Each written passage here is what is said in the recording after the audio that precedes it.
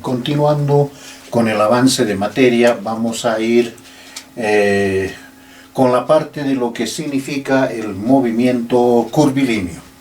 Entonces vamos a considerar en esta parte movimiento de tipo curvilíneo. En esta parte vamos a considerar al movimiento parabólico, el movimiento circular y también las componentes tanto de aceleración normal como de aceleración tangencial. Bien, empecemos. A partir de este sistema, si tenemos un sistema de referencia X, Y, Z, vamos a partir de esta opción y de que el movimiento en este sistema de nivel de referencia X, Y, Z, por supuesto con sus vectores unitarios I, J, K, en cada uno de sus elementos, vamos a trazar una trayectoria de tipo curvilínea en forma general. A partir de esta trayectoria vamos a realizar el desplazamiento de una partícula del punto A hacia el punto B. Entonces, este desplazamiento vamos a ubicarlos con vectores posición a este punto por R y el otro vector posición por R', teniendo un incremento acá en realidad que le vamos a llamar delta R, que va a ser en forma general el desplazamiento a través de estos vectores. Entonces tenemos que en realidad al hacer la trayectoria por esta trayectoria curva, el movimiento se realiza a través de esta trayectoria que es curvo, no a través del vector. Pero vectorialmente vamos a analizar que la suma de R más delta R en forma general va a ser a R', de donde vamos a obtener que la variación de delta R será a R' menos R.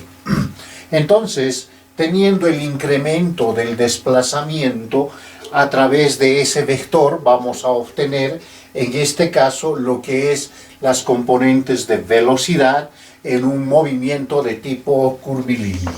Ojo que delta R va a tener componentes tanto en X, en Y y en Z, ya que esto tiene componentes en X, Y y Z. Y el punto B tendrá X', Y', Z'. Por lo tanto, en este movimiento de tipo curvilíneo, cada uno tendrá un desplazamiento delta R en forma vectorial, de tal manera que por definición hemos definido que la velocidad media es igual a la variación del desplazamiento respecto del tiempo. Entonces, en forma general ahora, estamos viendo que cada uno de estos puntos en esta trayectoria curvilínea va a tener justamente componentes. Eso significa que esto va a ser a la variación de delta X sobre delta T en la dirección Y, más la variación del desplazamiento en el eje Y sobre el tiempo en la dirección J, y más la variación del desplazamiento en el eje Z respecto del tiempo. Significa que la velocidad media va a estar definida por estas componentes en metros por segundo. Entonces, ¿qué hemos visto hasta este momento?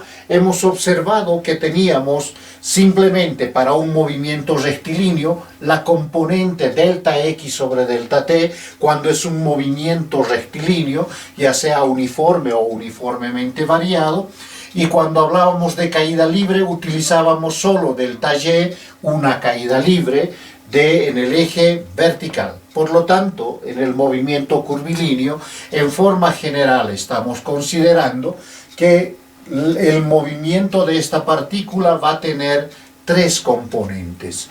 Entonces, estamos diciendo que la velocidad media va a componer de tres componentes, tanto en el eje X, Y y Z. La velocidad en realidad media va a depender de los puntos final e inicial para poder hacer este cálculo. Veamos qué pasa con la velocidad instantánea en este caso. La velocidad instantánea, en este caso, instantánea será igual a lo siguiente. La velocidad instantánea va a ser al límite cuando este delta t tiende a cero del incremento del desplazamiento curvilíneo respecto del tiempo. Entonces, para hacer este tratamiento, estamos diciendo que este R' se va a hacer tan pequeño, ¿sí?, de tal manera que obtengamos en un punto P esta velocidad. Y esto, por definición de límites, no es nada más que a la derivada del desplazamiento respecto del tiempo, dada en metros por segundo. Estamos hablando de que tenemos una componente de velocidad instantánea, pero esta velocidad, definida como la derivada del desplazamiento respecto del tiempo, también tendrá tres componentes. Significa la derivada del desplazamiento respecto al tiempo en y, más la derivada del desplazamiento en el eje y respecto en j, y la derivada de z respecto al tiempo en k. Entonces tenemos la velocidad instantánea como las velocidades en la dirección x, y y z. Entonces, en un movimiento curvilíneo vamos a considerar, hemos visto que en movimiento rectilíneo consideramos esto, caída libre esto. Ahora vamos a hacer una conjunción de estos tipos de movimiento para hacer descripciones ya sea de movimiento circular o movimiento parabólico. Entonces, la velocidad en este caso nos está diciendo que tiene tres componentes. Significa que en módulo esta velocidad será igual a la raíz cuadrada de la velocidad en x al cuadrado, velocidad en y al cuadrado y la velocidad en z al cuadrado. Esto en módulo, a las componentes de sus velocidades.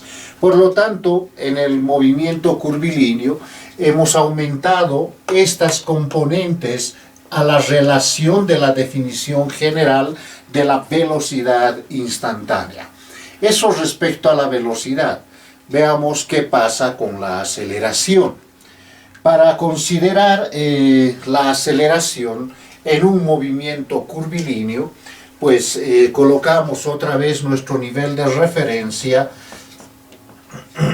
x, y, z. Pues en este tipo de movimiento estamos considerando un movimiento de tipo curvilíneo, como el que hemos visto. El desplazamiento se va a hacer desde el punto A, como hemos visto, hasta el punto B. Ahora vamos a considerar que para considerar la aceleración vamos a tener dos tipos de aceleraciones. Una aceleración tangencial y una aceleración normal. Pero antes de esto, vamos a considerar lo siguiente. Vamos a agarrar esta expresión y vamos a ver que la velocidad en cada uno de estos puntos siempre se va a mantener tangente a su trayectoria. Veamos aquello. Entonces, tenemos que la velocidad instantánea está dada por el límite cuando delta t tiende a cero de la variación del desplazamiento respecto del tiempo. Pero ojo que el desplazamiento se hace a través de esta trayectoria curva. Entonces voy a multiplicar esto por un delta s y voy a dividir por un delta s, ya que el desplazamiento no es a través de este vector delta r, sino a través de delta s. Haciendo esto, vamos a separar en dos delta t delta s tiende a 0, de delta r, primero vamos a hacer esto, delta r sobre delta s multiplicado por el límite cuando delta t tiende a 0, de la expresión delta S sobre delta T. Entonces, separando en dos límites, vamos a decir lo siguiente. Toda esta expresión no es nada más que la velocidad. Y a esta expresión le vamos a decir que es un vector tangente a la trayectoria denominado U sub t, por lo que la velocidad va a ser igual a una componente tangencial multiplicado por la velocidad. Eso significa que la velocidad siempre va a ser tangente a la trayectoria de esta partícula. Significa que en este punto la velocidad va a ser tangente, en este otro punto la velocidad será tangente y acá también la velocidad será tangente. Esta expresión me está indicando que la velocidad en un movimiento curvilíneo siempre va a ser tangente a su trayectoria. Este vector unitario U sub t me está indicando que tenemos que este vector velocidad en cualquier punto siempre va a ser tangente a su trayectoria. Significando esto lo siguiente, que la velocidad siempre va a ser tangente en este tipo de movimiento. Hablemos ahora de la aceleración. Hemos dicho que ahora la velocidad es siempre tangente a la trayectoria, pues en un nivel de referencia x, y, z, tenemos x, y y z, y vamos a tener el mismo movimiento curvilíneo de hace un momento, pero en este punto A ahora vamos a considerar una velocidad tangente, ya que hemos visto esto, una velocidad en el punto A, B tangente a su trayectoria, y en el punto B consideramos otra velocidad que la voy a llamar B'. Entonces, para la aceleración en un movimiento curvilíneo debemos considerar una aceleración que es tangente paralelo a la velocidad y una aceleración normal perpendicular a esta aceleración tangencial, por lo que la unión de estas dos me dará la aceleración de este sistema. Significa que en un movimiento curvilíneo estamos considerando una aceleración tangencial y una aceleración normal. Por lo tanto, la aceleración siempre va a ir hacia el centro de curvatura y definimos que la aceleración media va a ser igual en este caso a la variación de la velocidad respecto del tiempo. Vectorialmente tengo acá el vector v, fíjense en este sentido, tengo b' en este sentido, v' en este sentido, y esto será delta v, por lo que v más delta v va a ser a la velocidad b', y esto será variación de velocidad respecto del tiempo dada en metros por segundo al cuadrado, pero también esta aceleración tiene tres componentes en este nivel de referencia.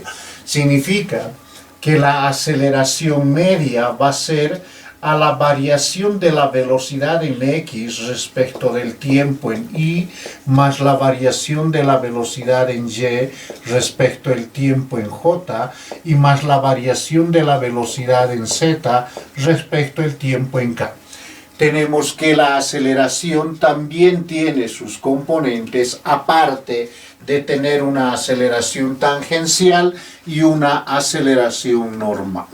Entonces, la aceleración instantánea, en este caso, va a ser el límite cuando delta t tiende a 0, cuando se hace tan pequeño, de la variación de la velocidad respecto del tiempo, y esto no es nada más que la derivada de la velocidad respecto del tiempo. Pero esta aceleración también tiene sus tres componentes, que va a ser a la derivada de la velocidad en x respecto al tiempo en y, la derivada de la velocidad en y respecto al tiempo en j, y la derivada de la velocidad en z respecto al tiempo en k. por lo que tenemos también tres componentes de la aceleración en este tipo de movimiento. En módulo, la aceleración será a la raíz de a sub x al cuadrado, a sub y al cuadrado y a sub z al cuadrado, teniendo de esta manera la componente de la aceleración. Ahora, estamos diciendo que para una trayectoria curva cualquiera, ¿sí?, vamos a tener que la aceleración siempre, la velocidad siempre es tangente. Entonces, la velocidad en este punto será tangente, pero la aceleración irá hacia el centro de curvatura. En este otro punto tenemos la velocidad y aceleración paralelos por ser un punto de inflexión. Entonces, estamos diciendo que la aceleración en este caso siempre va a ser hacia el centro de curvatura. Eso significa que si tengo en este punto la velocidad, pues la aceleración siempre irá hacia el centro de curvatura. Teniendo de esta manera que en un movimiento de tipo curvilíneo, pues primero, en conclusión, la velocidad siempre va a ser tangente a su trayectoria y la aceleración que acabamos de definir va a ir hacia el centro de curvatura de un movimiento general de tipo curvilíneo. Antes de pasar a lo que es el movimiento circular y el movimiento parabólico, tenemos que definir estas componentes de aceleración. Aceleración tangencial y aceleración normal, de la cual vamos a partir de esta ecuación. Ahora hablemos de las componentes de una aceleración tangencial y normal de esta expresión. Para esto vamos a trazar una trayectoria curva en la cual en este punto A vamos a tener un vector posición R y a este, tangente a esta, vamos a tener, esta es la línea tangente, tendremos un vector unitario U sub t, que la vamos a llamar, y perpendicular a esta vamos a denominar un vector unitario U normal, que va a estar a 90 grados respecto de esta componente U sub t. Si a esto denominamos phi, el vector phi, y vamos a poner que en este nivel de referencia tenemos un radio de curvatura a este punto que le llamaremos C, ρ, por lo que en el punto B, en esta trayectoria de tipo curvilínea, tendremos justamente un desplazamiento, la cual estamos denominando phi. Entonces, tengo dos componentes, una tangencial y una normal, y a partir de estas dos ecuaciones vamos a definir la descomposición de este vector en la dirección X, o sea que tenemos un vector Y y J en el plano, ¿sí? Vamos a considerar esta descomposición como el ángulo phi de U sub t en la dirección normal. Pero para esto primero descomponemos que el vector unitario U sub t va a ser igual al vector unitario U sub t, vamos a dejar esto como vector unitario U sub t por el coseno de phi en la dirección Y más el vector seno de phi en la dirección J. La descomposición de esto en la dirección X y Y. Veamos cómo hacemos la descomposición de U normal. Entonces, este vector unitario normal, en este caso, tiene un desplazamiento de 90 grados, ¿sí?, o pi medios, hacia la descomposición del vector U normal, por lo que va a ser esto igual a lo siguiente. La descomposición será al coseno de pi medios más phi en la dirección Y más el seno de pi medios más phi. Entonces tengo en la dirección J, obviamente, tenemos las dos descomposiciones vectoriales en cada uno de sus componentes. Entonces, vamos a partir de la definición, primero, que la velocidad siempre es tangente a esta trayectoria, a cualquier trayectoria, esta velocidad siempre va a ser tangente, y a partir de esta expresión vamos a definir, y de la descomposición de estos vectores unitarios definimos lo siguiente. Hemos definido que la aceleración es igual a la derivada de la velocidad respecto del tiempo, ¿sí? Ahora, esta velocidad tiene tres componentes, en este caso dos. Esto va a ser igual a la derivada respecto del tiempo de la velocidad. Pero la velocidad hemos visto que es a u sub t multiplicado por la velocidad. Por concepto de derivadas, esta aceleración va a ser igual a la primera sin derivar, u sub t por la derivada de la velocidad respecto del tiempo, más una componente, más la velocidad v sin derivar por la derivada de u sub t respecto del tiempo. Entonces, fíjense, tengo que la aceleración, en este caso, al ver las componentes de la aceleración, que hemos dicho que tiene dos, una normal y una tangencial, matemáticamente tenemos que ver que esta aceleración tiene una componente tangencial y otra que debemos definir a qué es igual esa componente. Bien, esta descomposición, fíjense, vamos a ponerle, aquí por un u subnormal, y esto es por un vector unitario tangencial. Derivamos esta expresión, ya que necesito la derivada de u sub t respecto del tiempo. La derivada de este vector respecto del tiempo va a ser igual. La derivada del coseno es el seno, ¿sí? Entonces tendré lo siguiente, u sub t multiplicado por el seno, ¿sí?, de phi en la dirección y multiplicado, más el coseno, en este caso, la derivada del seno es el coseno de phi en la dirección j. Tengo esta expresión como una expresión de derivada. Ahora, desarrollemos este producto de ángulo doble. Entonces tenemos que este u normal, ¿sí?, va a ser igual a lo siguiente. Tenemos el desarrollo del ángulo doble del coseno de pi medios multiplicado por el coseno de phi. Como esto es más, esto será menos el seno de pi medios por el seno de phi.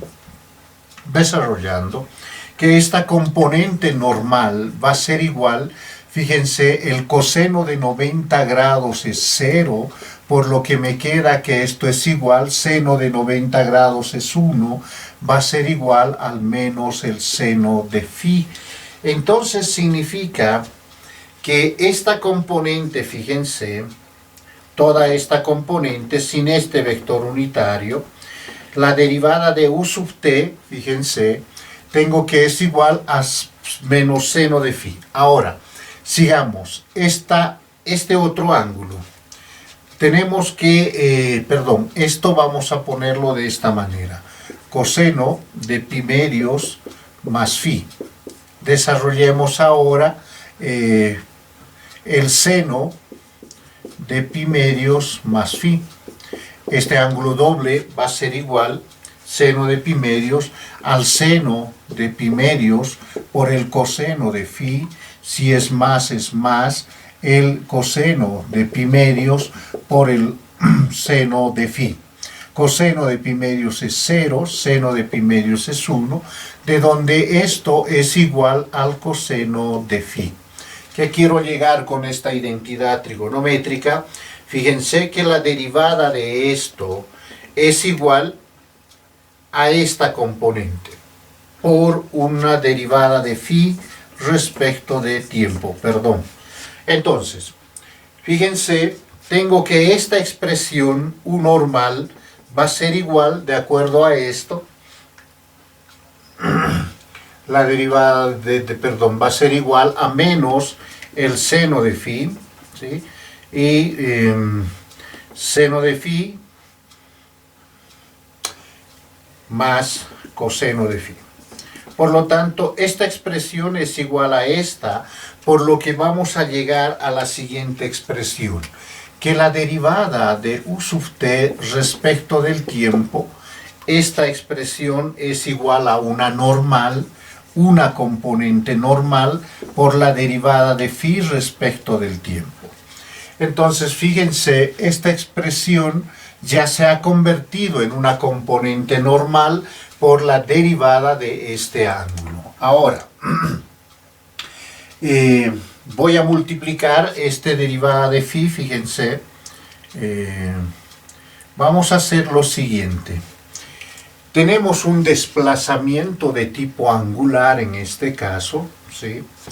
Y este desplazamiento angular lo puedo llamar longitud de arco S, que va a ser igual a ρ multiplicado por phi. La derivada del desplazamiento va a ser igual a ρ por derivada de phi.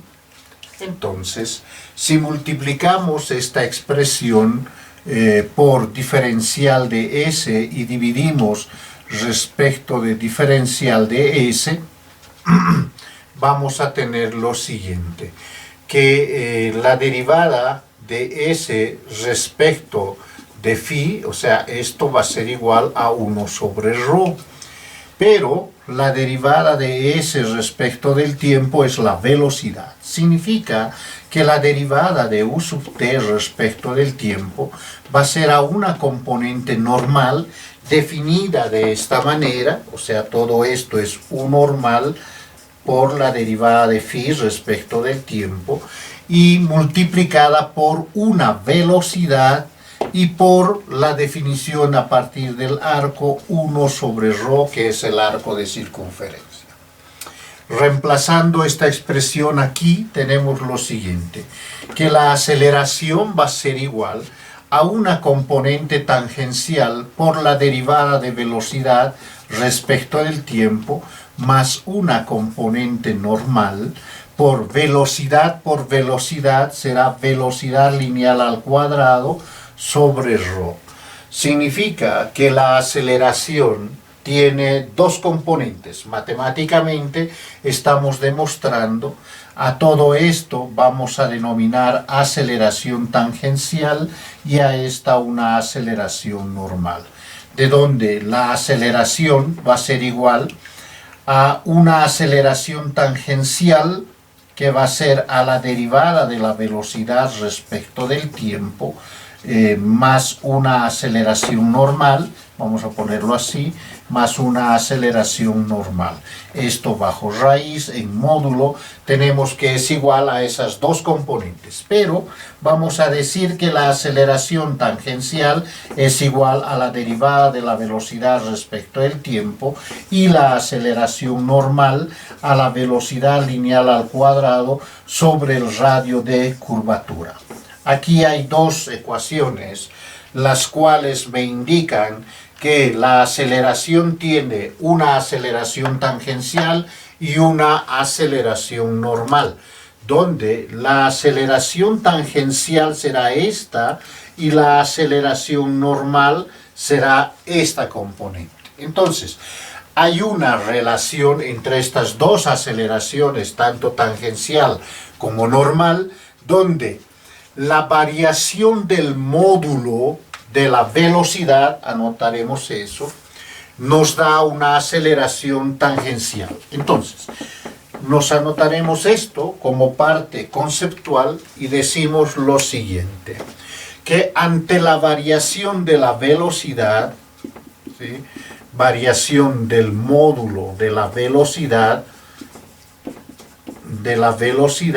si tenemos la variación, o sea, si cambia la velocidad en módulo, aumenta o disminuye, vamos a tener una aceleración tangencial. Pero si tenemos, eso es lo que me está diciendo esto, que es a la derivada de la velocidad respecto del tiempo, si hay variación del módulo de la velocidad, existirá aceleración tangencial. Pero si existe variación de la dirección de velocidad, variación de la dirección. Eso significa que en el punto A tiene una dirección, en el punto B tendrá una dirección, si esta es la trayectoria, en el punto C tendrá otra dirección. Significa que este ángulo phi va cambiando en esta posición, en esta y en esta otra. O sea que va cambiando este ángulo o la dirección de este vector velocidad. En ese caso tendremos una aceleración normal que es a la velocidad lineal al cuadrado sobre el radio de trayectoria. Teniendo de esta manera que a variación de velocidad tenemos aceleración tangencial, a variación de dirección, ¿sí? A variación de dirección tenemos, o sea, del vector velocidad, tenemos aceleración normal. Por lo tanto, es importante considerar. Veamos el ejemplo. ¿Por qué no considerábamos en un movimiento rectilíneo aceleración normal? Pues fíjense, en un movimiento rectilíneo, la trayectoria que se tiene es de un punto a otro en forma de recta, A y B. Entonces, no existe variación del vector velocidad en dirección, no cambia. Por lo tanto, solo considerábamos una aceleración, que es la aceleración tangencial, ya que a variación de velocidades o a mayor velocidad, solo teníamos este concepto de aceleración tangencial. ¿Por qué razón? Porque el movimiento es rectilíneo. No varía jamás la dirección en un movimiento rectilíneo. Lo mismo, en caída libre, si consideramos un objeto, se mueve en el eje Y, pero esa trayectoria no tiene curva, ya que es una trayectoria en forma rectilínea hacia abajo y no hay cambio de dirección. En cambio, en un movimiento circular o parabólico hay que considerar esta aceleración normal